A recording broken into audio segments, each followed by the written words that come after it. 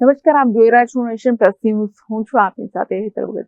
દર્દીઓની સુવિધા માટે તાત્કાલિક સારવાર વિભાગનું વિસ્તરણ કરી 16 બેડનો નવો એર કન્ડિશનર વોર્ડ શરૂ તો કર્યો, પણ જનરેટરના અભાવે લાઇટ ગુલ થતા સયાજી હોસ્પિટલના તબીબોને બેટરીના અજવાળે દર્દીઓની સારવાર કરવાની ફરજ પડી છે. મધ્ય ગુજરાતની સૌથી મોટી અને વડોદરા શહેરની એસએચયુ હોસ્પિટલ ખાતે દિન પ્રતિદિન દર્દીઓનો ધસારો વધવા માંડ્યો છે. વડોદરા શહેર જિલ્લા રાજ્ય બહારથી પણ દર્દીઓ એસએચયુ હોસ્પિટલ ખાતે સારવાર લેવા માટે આવતા હોય છે. ત્યારે આ ધસારાને પહોંચી વળવા માટે લાભ પાંચમના શુભ દિવસે તાત્કાલિક સારવાર વિભાગનું વિસ્તરણ કરીને 16 બેડનો એક નવા એર કન્ડિશનર વોર્ડની શરૂઆત કરવામાં આવી હતી.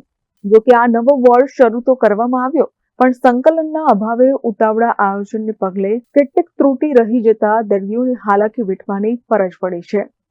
એર કન્ડિશનર વોર્ડ માટે જનરેટર મૂકવામાં નહીં આવતા આજે લાઇટ ગુલ થઈ ગઈ હતી, જેના કારણે દર્દીઓને લાવવા લઈ જવા સહિત સારવાર માટે તબીબો અને ફરજ પરના સ્ટાફને બેટરીનો સહારો લેવાની ફરજ પડી હતી.